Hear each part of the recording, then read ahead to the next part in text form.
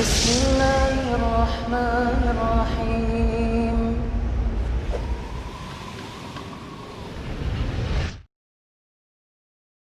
Yang mungkin terkait soft renggang, kemudian mewajibkan masker itu bagaimana syariat juga memandang hal seperti itu, Ustaz? Nah, ini diantara yang terjadi di masyarakat, bahkan sampai terjadi istilahnya seperti nampak perpecahan, perselisihan yang tajam.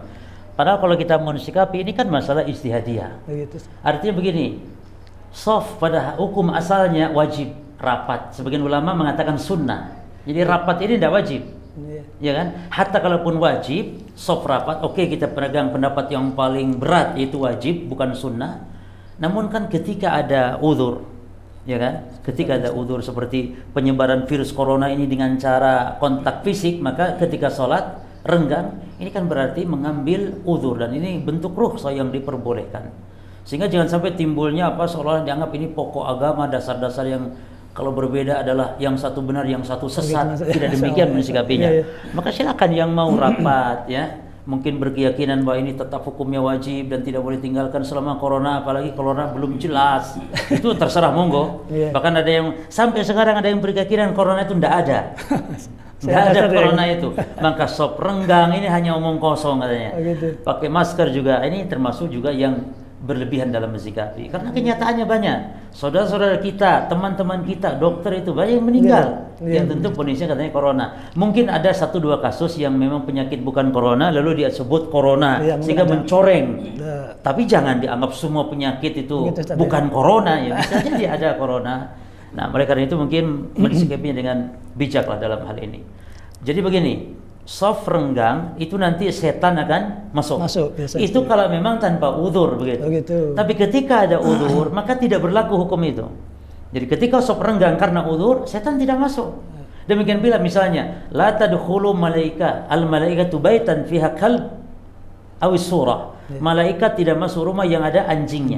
Nah, ini anjing maksudnya yang memang haram dipelihara.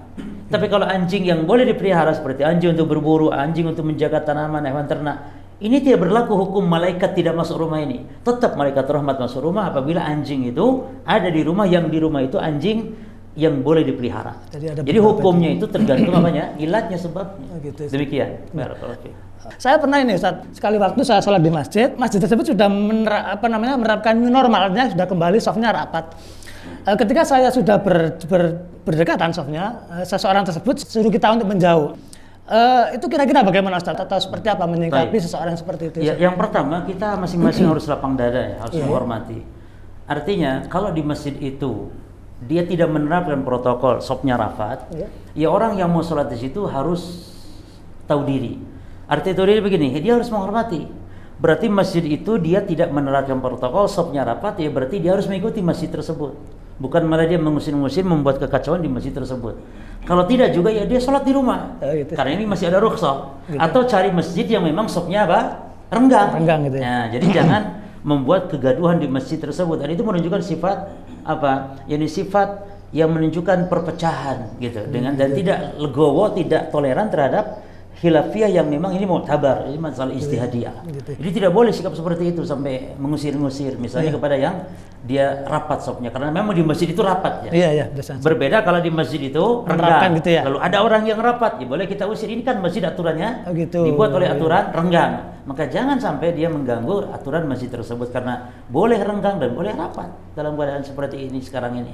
Demikian. Jadi kita harus ngalah lah ya, gitu ya. Jadi mengikuti protokol masjid yang waktu kita sholat. Bahkan mohon maaf ya, Syekh Utsaimin sampai melarang menghidupkan kipas angin di masjid tanpa izin dari takmirnya. Jadi tidak boleh sembarangan kita di masjid itu. Apalagi main adzan, main jadi imam, nggak boleh. Harus ada izin. Nah, termasuk dalam hal ikut protokol ini harus ikut peraturan masjid tersebut gitu loh. Karena itu yang berkuasa di masjid itu. Nah, jazakallahu khair, Ustaz.